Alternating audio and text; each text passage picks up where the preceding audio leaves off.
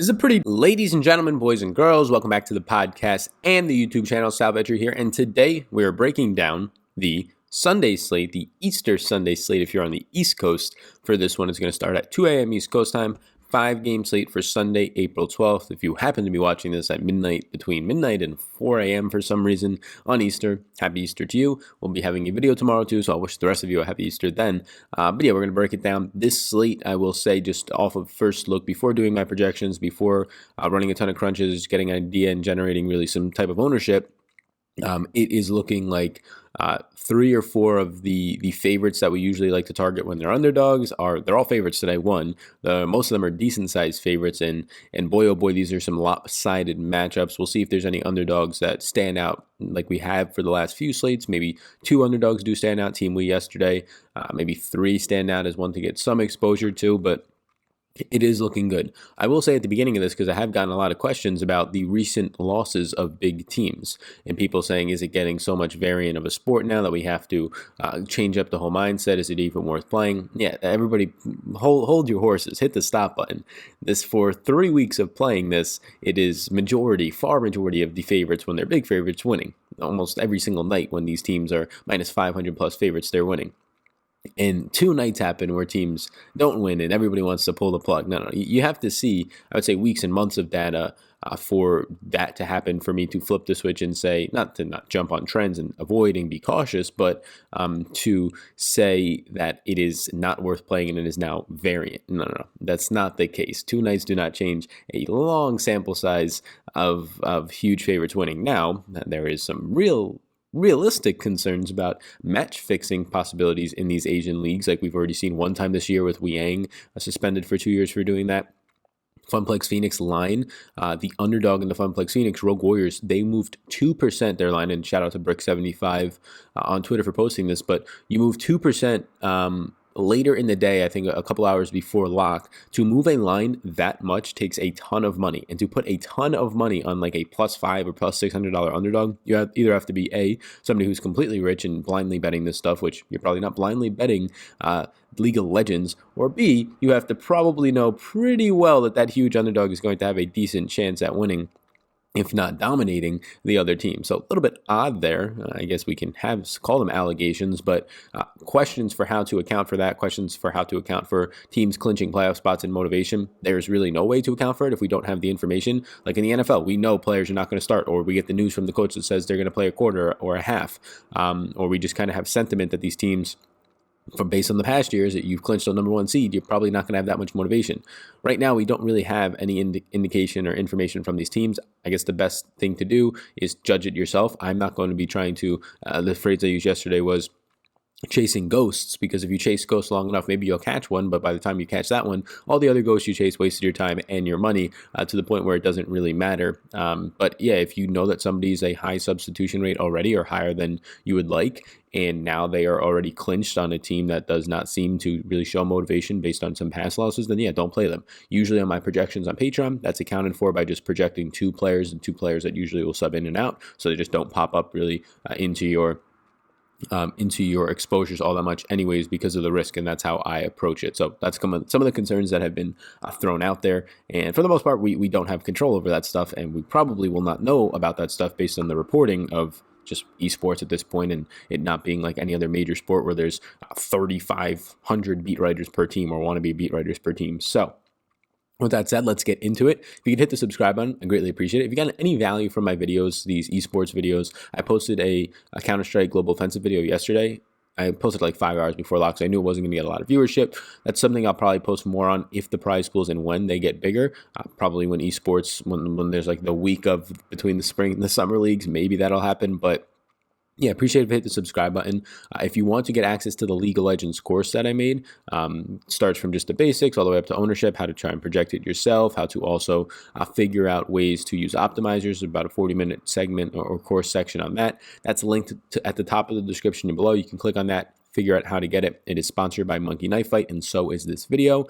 Monkey Knife Fight, you get free $5 just upon playing and signing up with the link down below in the description. So Thank you for tuning into this video. I do greatly appreciate that. Now let's get into it, starting with the top lane. So I would say that, like we said with the Vegas lines, I mean, you have Invictus Gaming as a huge favorite, minus 769. You have Gen Esports as a huge favorite, minus 667. And then you have Funplex Phoenix and Dragon X both coming in as 370 favorites. Suning, the smallest favorite, although very appealing option against Dominus Esports at minus 227. So all these teams are huge favorites. When your smallest favorite is minus 227, they're all pretty much huge favorites. Starting at the top with Invictus Gaming, and again, I'm not going to try to account for teams throwing games or teams not being motivated unless I get that information that it is indeed happening other than just speculation at this point. So the shy for Invictus Gaming minus 769 favorite. Yeah, going to be interesting. 6,800. None of these top laners are over 7K, which is nice to see. Once you start getting over that 7K range, it starts to become a little bit restrictive to not maybe prioritize top lane. We're not trying to do that, but just get some different types of stacks in there. So I think we should be fine when we're running exposures here. The most damage caused in the slate is by the Shy.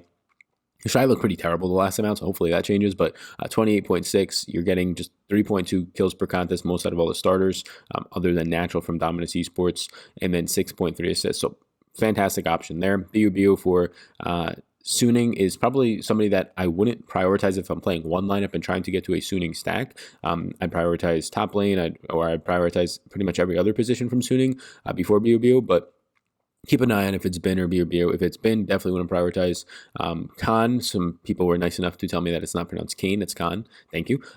So from Funplex, again, you're going to get a player who is having the most kills per contest on the slate at this position at 6,400 as a 370 favorite. That's a very good spot to be in, who has also a huge ceiling, like highest score on the slate type ceiling, if indeed they can lock up the victory as a minus 370 favorite. And if they lose again with late line movement later in the day, and I'm sure Brick will point it out, then there are some definitely sketchy things out there. We should also send some passive aggressive emails. No, but yeah, those are the ones that stand out up top. They do.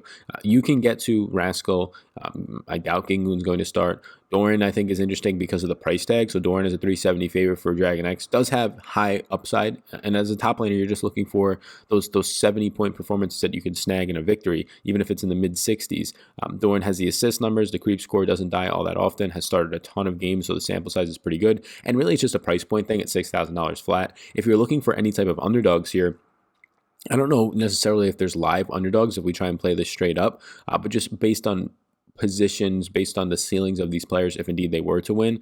Adoi, if you get to start there, Adai is going to be fantastic. It's going to be probably the player who on average scores the most points per contest. Again, it's if you get to start, 3.1 kills per contest is solid. And then Keen, 37 games is the most out of anybody on the slate right now. You're getting the second most damage percentage from Keen. You're getting a very good kill participation for a top laner. It's the most out of all the starters. So a lot of involvement there. The problem for Keen for AF is just the opportunity to actually pick up the victory, a plus 259 underdog there. So those are some underdog options.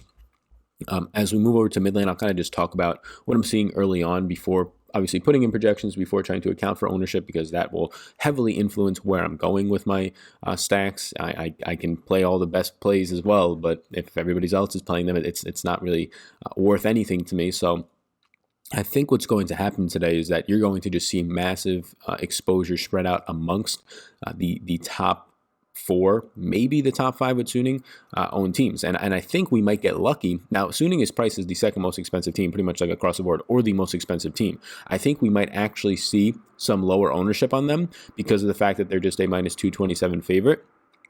And their price point is going to be a little bit restrictive for that. Now, they're probably overpriced for how much of a favorite they are, but they're not overpriced for what their overall points ceiling is on this slate. I think we're going to get some pretty spread out ownership between Invictus Gaming, between Suning, between Funplex, and even between Gen Esports. And if that's the case, in 4 of the 5, you can throw Dragon X, so all 5 favorites. If there's spread out ownership there and nobody is wildly overowned or only one team is wildly overowned, you can make the case that just playing the favorites on this slate, on a 5-game slate with 4-2-1, 4-3 stacks, using heavy randomness, getting different your stacks, is going to be enough there.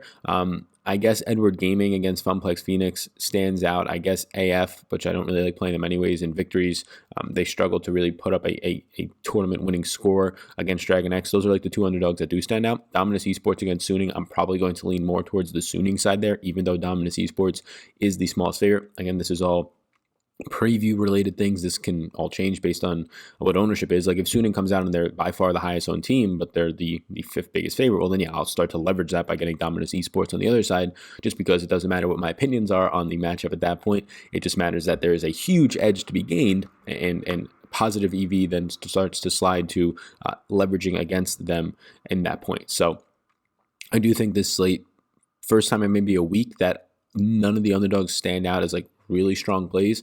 But again, once ownership, and there's ways you can try and project ownership yourself if you don't want to buy membership to somewhere. I link that down below into the course. Once that's kind of accounted for, and I do that myself, reference it across the industry, we'll actually see if that theory, I guess, holds up. So DoinB, Angel, Rookie, the top three players in terms of price points on mid lane are the top three that I would like to get to. If you're looking for any underdog at mid lane, Scout from Edward Gaming just has a huge ceiling upside if they were to knock off Funplex Phoenix. So I think that Scout is at least in play there, has solid numbers in terms of assists, average kills. They're both above average there between kills and assists. But yeah, it's very top heavy here. DoinB, Angel, and Rookie are by far the three players that stand out the most to me. BDD from Gen Esports in whoever starts for Dragon X, if it is Chovy. So the five favorites are the ones that really do stand out. A tier of their own, though, would be DoinB, Angel, and Rookie.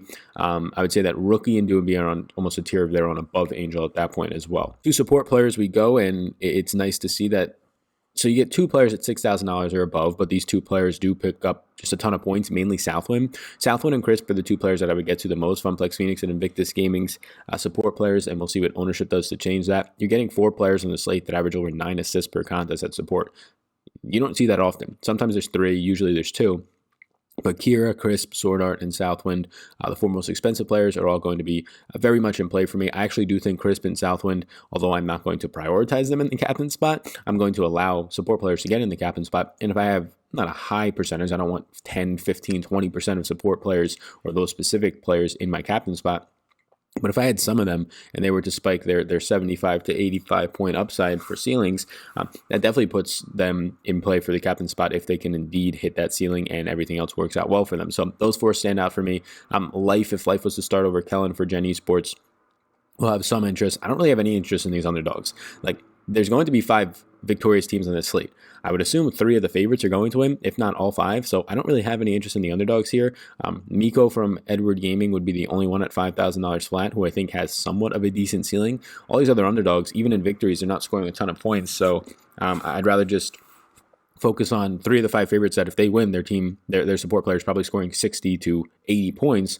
Whereas if some of these underdogs win, their support players still might only score like 55 points.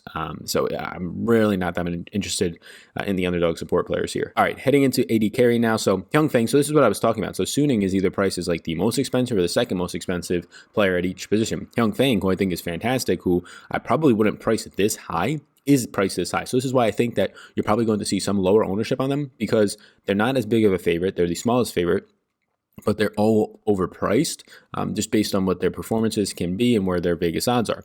Now, Hyungfeng leads the slate in kill participation, leads the slate in damage percentage. Not quite there in average kills and assists, but still a very strong play. But he's priced over Puff. He's priced over LWX, even priced over Hope.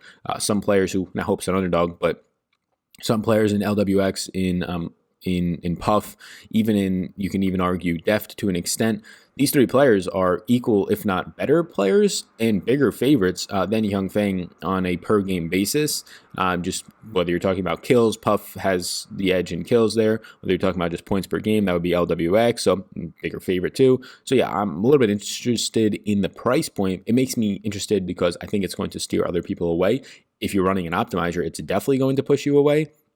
Just because their Vegas odds to win, it's going to impact projection. It's going to create a situation where you don't get as much of them because 1, their Vegas odds to winner is lowering their projection, and 2, their salary is lowering their value. So I do think that you'll get some decent leverage there, but we'll see if the ownership is indeed lower. That being said, so Hyungfeng stands out. Puff and LWX are fantastic price points. Puff at 8K flat for a player who is a almost minus 900 favorite and averages over 5.5 kills per game. That definitely stands out. If you're looking for some lower owned AD carries that can spike an upside in a victory, if there was an upset, Jing Jae for Billy Gaming, if you're looking there against Invictus, it's just probably not a spot I get to as plus 463, the biggest underdogs on the slate. Other than that, not much stands out. Ruler is a nice $7,200 price point if you wanted to go with Gen Esports as your 4-man stack. Put Ruler in the captain spot and then finish out your 2 or 3-man stacks or even 1-1-1 with some other teams. I think it makes some sense from a price advantage. Let's finish it up with Jungler. So getting into Jungler now, you do have 30 players at $7,000 or above, so it's going to restrict some of those lineups and some of those stacks. I think it'll make sure that, make sure everyone that Liang is starting for Invictus Gaming. But Xiosic, I think it'll make that you get some more lineups with Xiosic. I think Gen Esports will start to become pretty popular, or at least they should become popular. So we'll see what happens. They're the second biggest favorite, still a huge favorite at minus 667. Most of their players are the cheapest, even though they're like, out of all the favorites, even though they're the second biggest favorite. And these guys can spike a huge ceiling. So Clyde for Gen Esports at 6,600. I want to see what the ownership looks like. But if the ownership is coming in spread out, like I think it might, then I'm going to be interested there. If there's one team that I think picks up a ton of ownership, I guess 2 teams. It would be one, Gen Esports, because they're so cheap. And then number 2, it would probably be Invictus Gaming because they're such a big favorite and they're surprisingly cheaper than I thought they would be. I thought I thought Invictus Gaming, based on their favorite, based on their matchup, would be all the price points of pretty much what you're getting out of Suning Gaming, who is the smallest size favorite. And once again, here you see SFM as a jungler being the most expensive. Probably not a player I'll get too much. Yes, out of all the starters, SFM does lead them all in average assists right now at 8.7. He's right now third in kill participation at 76.3. But the thing that's interesting to me is that you have SFM just at $7,400, and that is a steep price point. So I really don't know, once again, how owned Suning is going to be because of how steep these price points are, and their projections are going to be probably similar, if not, and I would assume lower than Invictus Gaming, then Gen Esports, then probably Dragon X, then similar to Funplex Phoenix, lower if not. So yeah, I do think that the ones that stand out the best here from Jungler, in terms of where I would go from just hand building a few lineups, Clyde at 6,600 makes a lot of sense if you're trying to get those 4-man Gen Esports stacks in there. Finish them up with Liang or Tian from Funplex and Invictus Gaming to try and flip it back the other way. Liang leading all players and junglers at 3.6 kills per contest. Out of all the starters, that's 1 more kill per contest than anybody else in the slate. As the biggest favorite, 175% of the matches that Liang has played so far. Underdog jungler options. There's a couple. It depends on who really starts here for Edward Gaming. Whoever starts for Edward Gaming, I would have slight interest in. And that's probably completely it, to be honest with you. Yeah, so I think that in terms of underdogs, I might get some shares of Edward Gaming. We'll see what the underdog's ownership looks like. If it's all like 3% owned on these underdog stacks, maybe a few pop off at like 7-8% owned, I'll have shares, because at that point, if you're playing 150 lineups, getting literally like 4 lineups is you getting 2% of that team. So I'm not going to just force it in for everybody, but I do think that Edward Gaming stands out a little bit. Dominus Esports, if you have Suning as not being owned, I'll just take the chance on playing Suning as the favorite instead of getting leverage with Dominus Esports. And I think that's probably where it leans more, just based on the fact that they're not going to grade out as good value as a lower favorited team. So that's where I'm at with all the positions. Just to look at the team spot, I'll put the stats on the board for you.